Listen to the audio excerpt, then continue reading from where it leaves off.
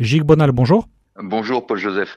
Vous êtes le nouveau directeur de la Banque de France en Sarthe. Vous succédez à Fabienne Fusienquin qui part pour la Vendée. Déjà, est-ce que vous avez un mot pour votre prédécesseur?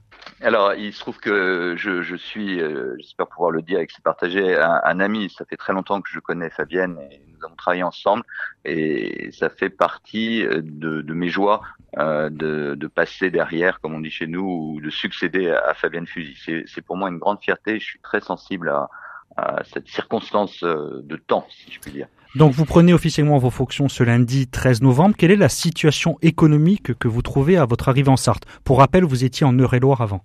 Alors effectivement, l'Eure-et-Loir et la Sarthe, sans que je connaisse parfaitement les dossiers de la Sarthe que j'ai pas encore ouverts, sont deux départements très différents. Je vois le premier constat des quelques réunions que j'ai faites en amont. La ville du Mans et le département de la Sarthe est plus important, si je puis dire, en matière de population, par exemple. Les services de l'État sont plus développés dans la Sarthe que dans l'Eure-et-Loir. En revanche, je ne pourrais pas précisément répondre aux enjeux économiques ou financiers du département de la Sarthe. Je dirais des choses inexactes à ce stade. D'ailleurs, il vous reste un peu de temps pour le découvrir, mais on sait que la Sarthe fait figure de mauvais élève, entre guillemets, hein, c'est un peu exagéré, au niveau des taux de surendettement dans une région qui, elle, fait figure de bon élève, c'est ça? Exactement. Et d'ailleurs, à cet égard, dans mes anticipations, je rencontrais les magistrats du contentieux et de la protection à ce sujet-là. Et c'est vrai que lorsque l'on compare le département de la Sarthe à ces quatre autres départements qui forment la région Pays de la Loire, le taux de surendettement, si je puis m'exprimer ainsi, est légèrement supérieur en Sarthe par rapport aux quatre autres départements. Pour autant, la région Pays de Loire, et c'est difficile de parler comme ça, mais correctement positionnée, puisqu'elle n'a pas un taux de surendettement fort, ce qui était le cas de mon département actuel encore, l'Eure-et-Loire. Oui. Les raisons sont assez mystérieuses. On observe dans la Sarthe, comme d'ailleurs dans tous les départements de France, une tendance régulière et depuis de nombreuses années à la baisse.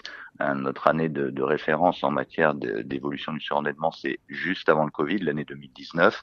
En Sarthe, comme dans les autres départements de France, le taux de surendettement diminue. Est-ce qu'il Et diminue? Est-ce diminue que c'est une moins. bonne nouvelle ou est-ce qu'il diminue parce que peut-être que les conditions ont changé? Est-ce qu'il y a d'autres raisons que de simplement voir une bonne nouvelle avec moins de personnes en grande précarité?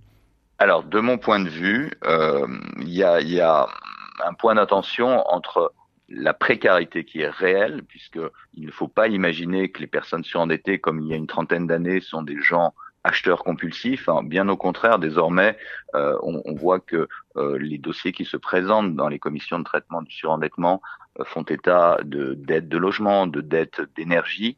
Moi, mon point important, c'est de ne pas imaginer la personne surendettée comme quelqu'un qui dépense.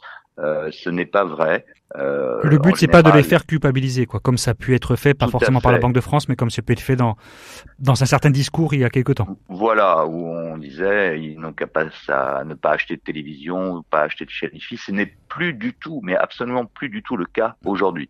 Aujourd'hui, c'est mon loyer que je n'arrive plus à payer, c'est mes notes EDF que je n'arrive plus à payer, et je suis contraint à déposer un dossier de surendettement. Les constats que l'on a fait, moi, dans une optique plus optimiste ou plus positive, se balance effectivement la Sarthe à une statistique différente des autres départements de la région, mais on voit que concurremment, en même temps, et c'est tout à fait dans la stratégie de la Banque de France, l'information sur la gestion budgétaire, gérer son budget, ne pas dépenser plus que ce que l'on gagne, elle aussi, j'ai le chiffre en tête encore très précisément, c'est 34% de hausse de consultation de notre site internet. On a un site internet qui s'appelle Mes questions d'argent et qui permet au grand public et à tout type de public de mieux s'informer sur la gestion budgétaire. De même que ce travail, on le fait main dans la main avec ce qu'on appelle les intervenants sociaux ou les assistants sociaux, comme on dit aussi parfois. Et je pense que cette mission d'éducation financière du public porte ses fruits. Et dans les clichés aussi, puisqu'on parlait de stéréotypes tout à l'heure, on peut avoir un budget et des revenus très modestes et tout à fait correctement le gérer. Merci Gilles Bonnac. Donc pour rappel, vous êtes nouveau directeur de la Banque de France en Sarthe. C'est exact. Et je suis ravi de rejoindre la Sarthe.